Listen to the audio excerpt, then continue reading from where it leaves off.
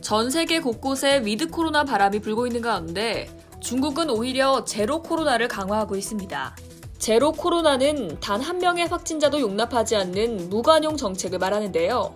방역 지침을 위반하면 사형에 처할 수도 있다는 살벌한 경고까지 공식적으로 나온 상황입니다.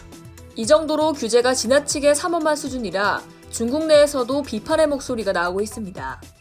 지난달 31일 3만 명이 넘는 상하이 디즈니랜드 관광객이 공원에 갇히는 일이 있었죠. 이곳을 방문한 한 여성이 확진 판정을 받았다는 소식이 전해지자 관람객 모두를 공원에 가둔 채 진단검사를 했기 때문입니다. 중국 정부의 과한 통제는 이뿐만이 아닙니다. 지난 1일 베이징의 한 초등학교에서 교사 한 명이 확진되자 전체 학생이 새벽까지 학교에서 격리됐는데요.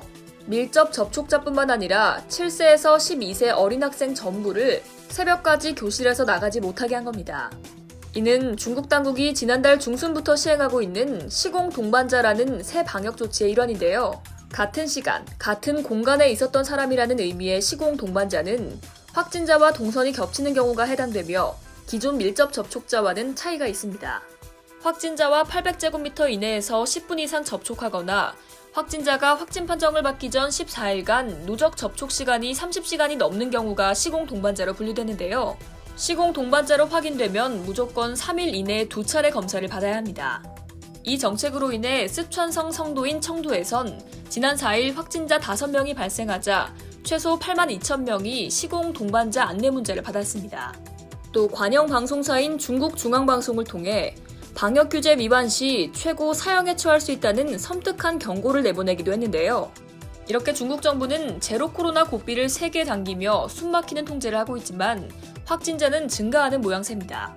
중국 국가위생건강위원회에 따르면 지난달 17일 상하이 단체 여행객 가운데 2명이 코로나 확진 판정을 받은 이후 20일 만인 6일까지 20개 성시 자치구에서 968명이 확진된 걸로 나타났습니다. 월스트리트저널과 뉴욕타임스 등 외신은 당국의 코로나19 무관용 정책이 중국인과 해외 입국자들의 경제적, 심리적 희생을 요구하고 있다며 중국 체제의 경직성을 지적하고 나섰는데요. 국제사회 비판에도 중국은 단호한 입장입니다. 관영 언론인 환구시보는 중국의 제로 감염 정책은 확진 후 치료하는 것보다 비용이 적게 든다고 전했습니다. 이에 세계 최대 소비시장 중국에서 서방 기업인의 탈출이 이어질 것이라는 경고가 나오고 있는데요. 세계 각국이 경제적 이유 등으로 차츰 국경을 다시 열고 있는 상황에서 중국은 여전히 출구 전략이 불확실한 만큼 외국 기업인의 중국 이탈이 가속화할 위험이 있다는 겁니다.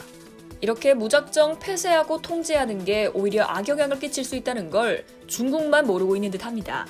이상 여의도TV였습니다.